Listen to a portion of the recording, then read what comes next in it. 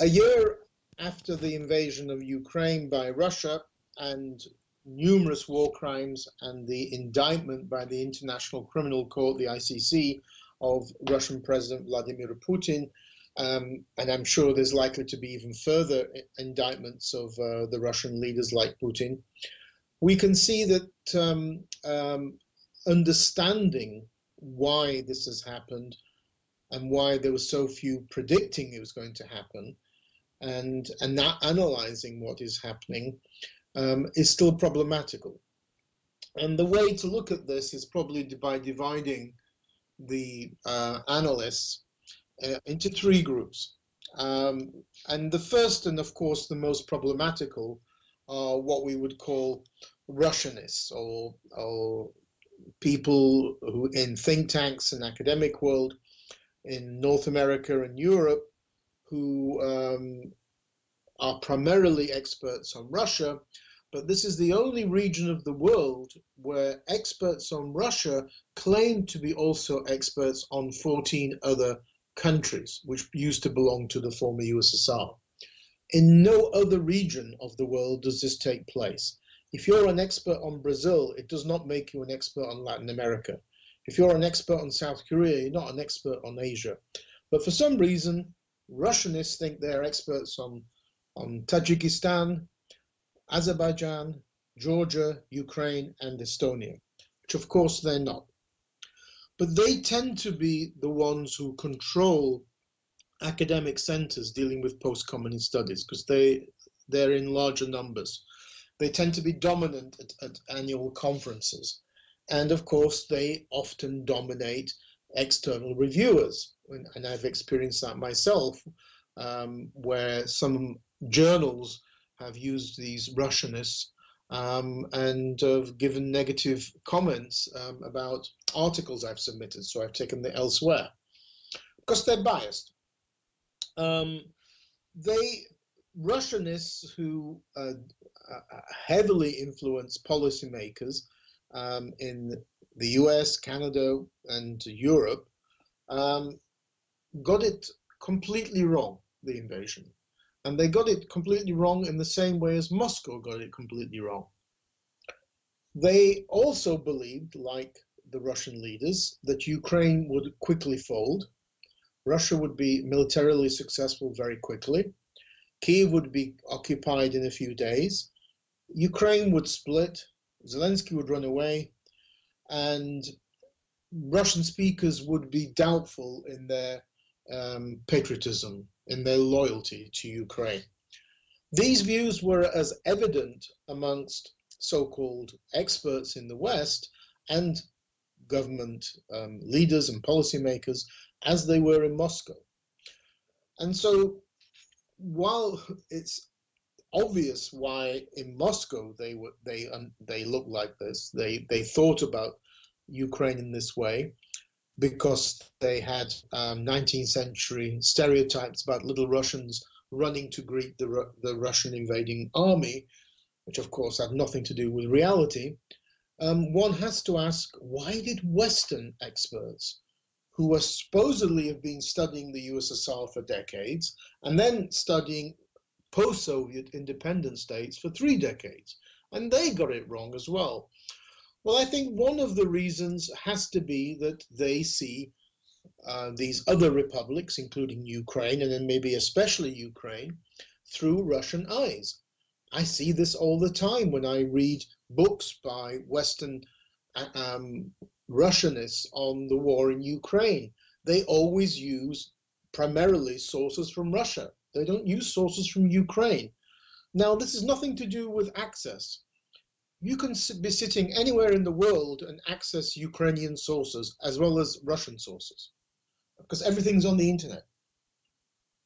So it's nothing to do with that. It's to do with laziness and also what you're used to doing that, so you continue doing that.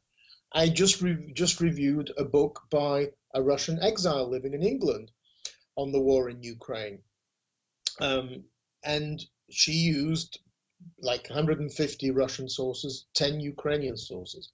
This is typical. Well, inevitably, you're going to be looking at the war in a biased way, not only bias, but it's even worse because the sources you're using from Russia are sources in a country which does not have a free media. So these are publications allowed to exist with a very slanted message published in Putin's totalitarian regime. That's one problem. I call this academic orientalism. Secondly, you also have an issue of this highly exaggerated regionalism problem.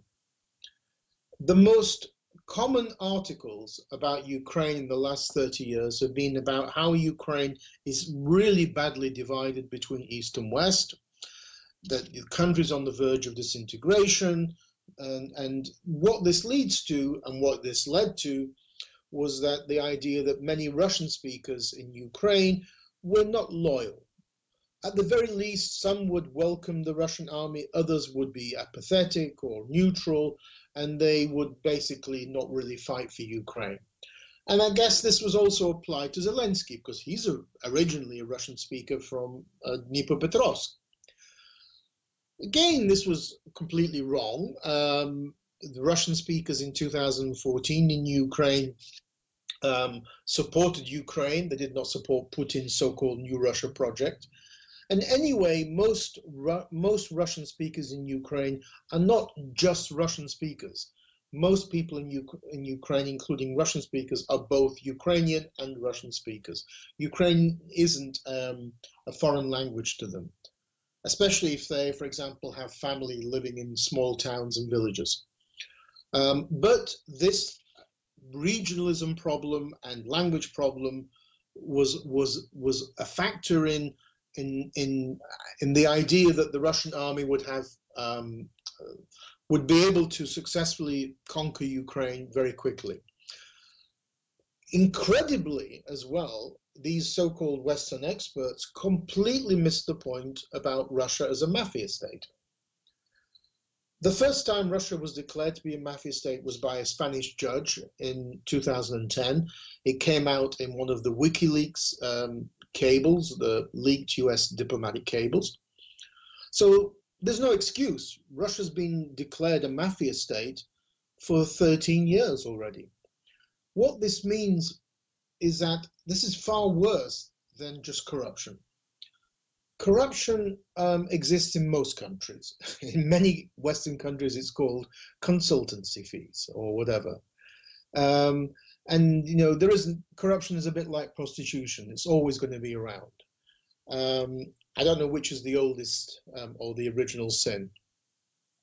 But a mafia state is something else. What that means is that there's no difference between organized crime and the state.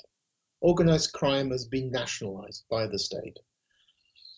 If that's the case in Russia, how did these so-called Western experts not realize that that massive level of corruption would also apply to the Russian military, to the Russian security forces?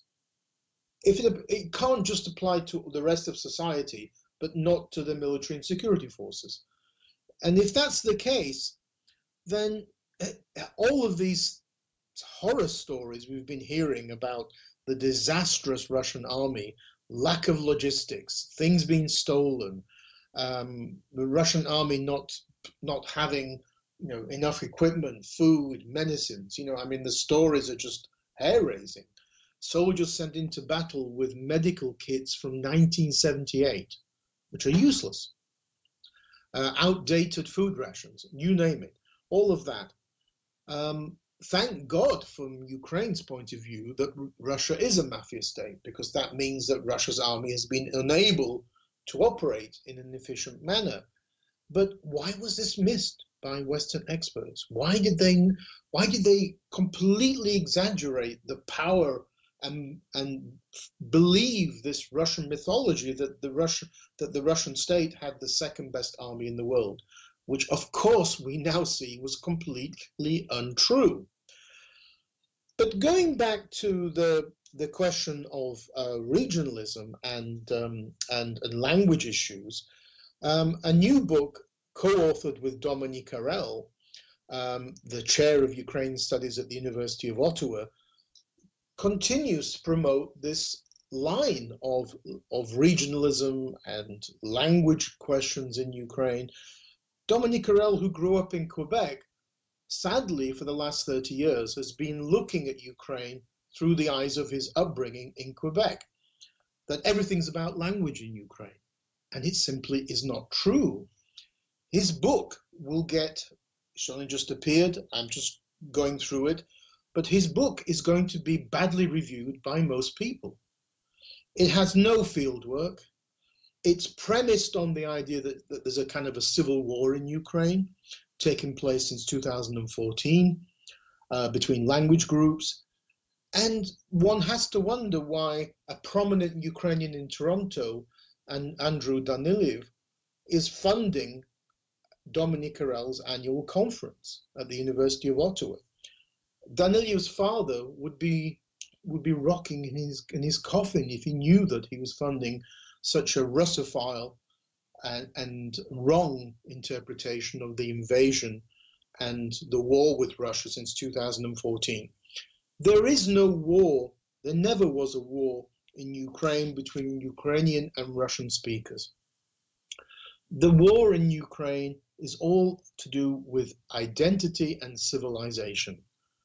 And that means that on the Ukrainian side, you can have Ukrainian and Russian speakers. It's nothing to do with the language you speak. I've been, prior to the invasion, in the Donbass war zone, where I've met people from the Donbass who are fighting for Ukraine. If it was a language issue, why would they be fighting for Ukraine? The largest number of casualties prior to the invasion, from 2014 to 2021, the largest number of military casualties in Ukraine were from Dnipropetrovsk. Again, if this was a language question, if this was the war about language, why would East Ukrainians have the highest number of casualties? And more pertinently, why would Volodymyr Zelensky be a Ukrainian patriot? Why would Volodymyr Zelensky be today's Ukrainian Winston Churchill? Yet he's from Eastern Ukraine, he's a Russian speaker of Jewish background, but he's a Ukrainian patriot. So language question is simply the wrong approach, and Dominic Carrel here is incredibly promoting basically the Kremlin's position on Ukraine and the position of useful idiots in the West, which you tend to see on the far left, actually, which Dominic Carrel is not. The way to look at Ukraine is to look at the fact that there's been a culture war for the last 30 years between, I would say, two groups of identities. One is a Ukrainian, and that can be, say, Kravchuk, Kuchma, Zelensky as more liberal centrists, and Yushchenko and Poroshenko as more center-right. But all five of those presidents promoted a Ukrainian identity. Ukrainian language, autocephaly for the Orthodox Church, Ukrainian interpretation of history as separate to Russia, and a pro-European foreign policy. Then you had another group, which was a far smaller one in Ukraine, say, compared to Belarus, which promoted an Eastern Slavic identity, which is what Moscow always wanted for Ukraine. But there was only one of 6 presidents in Ukraine who promoted that, and that was, of course, Viktor Yanukovych. But unfortunately for Yanukovych and for Moscow, that Eastern Slavic identity only really had its roots in the Donbass and Crimea, nowhere else. And therefore, it never really had any traction and never really had any possibility to take over Ukraine. What is an Eastern Slavic identity? Russian language is dominant, not Ukrainian or Belarusian. The Russian Orthodox Church is the church of the 3 Eastern Slavs, so forget autocephaly. Thirdly, Ukrainian history is part of Eastern Slavic history. It doesn't really have a history separate to Russia. And Europe is something that you either dislike or you're ambivalent towards. You prefer being cozying up to Russia in the Russian world and Eurasia. So a very different approach. Russia invaded in 2022 because that Eastern Slavic identity had failed to take place. And Poroshenko and Zelensky were expunging it from Ukraine. Russia invaded to bring that Eastern Slavic identity back and to impose it on Ukraine and to basically Belarusianize Ukraine, make Ukraine a second Belarus. Of course, it's done the exact opposite, because Russia's invasion has made the Eastern Ukrainians the same as Western Ukrainians in their attitudes towards language, history, culture, and foreign policy. But nevertheless, that was Russia's goal in February, or Putin's goal in February 2022. So people who are continue to promote Ukraine as an area where a civil war is taking place, where this is a language war, are simply completely wrong, and they have missed the point. The third group we should look at is Ukrainian diaspora, which has been a disappointment in North America. It's not surprising for a number of reasons. They have highly prioritized historical issues, never really delved into the area of political science. They tend to overindulge, over-focus on the Holodomor, not even dealing with the 1940s, the OUN-UPA, the Ukrainian nationalist groups even, but certainly not dealing with contemporary issues. And therefore, you don't see really North American Ukrainianists working on the war in Ukraine, the invasion, and what is taking place. It is surprising in some ways, because Ukraine has accumulated over the last 40 years, since the 1980s, a huge number of people in the West who are experts on issues of war crimes, genocide, and all these areas. And this expertise could be applied to what Russia is doing in Ukraine today. And the Russian army in Ukraine today is de facto just the Soviet army, the Stalinist army. Russia's war crimes are continuing the crimes of Stalin conducted in the 1930s and 1940s. But that expertise has not been applied, sadly. And you see this also in the weakness, the lack of public intellectuals. Why are these historians in North America not acting like Timothy Snyder? Why is Timothy Snyder the only public intellectual among them, who's extremely active in all sorts of ways? I mean, you know, putting his history classes online on YouTube, which has been getting hundreds of thousands of views, interviews to the media, speeches to parliaments, working with Zelensky in his United 24 fundraising. I mean, Snyder helped Zelensky to raise over millions of pounds and dollars to buy military equipment like drones for Ukraine. Why is he the only one? Sergei Plokhy, why are you not active as a public intellectual? Why are the others at Canadian Institute of Ukraine Studies, the Ukraine Studies in Columbia University, and other people at Harvard Ukraine Institute, why are you so apathetic in relation to Snyder? Why is, ironically, Snyder, who has no Ukrainian background, is more active than people in the Ukrainian diaspora? That is rather odd, and very surprising. There is not only a war, a physical war taking place in Ukraine, there's also an information war taking place. And that information war requires academics, think tank experts to become public intellectuals.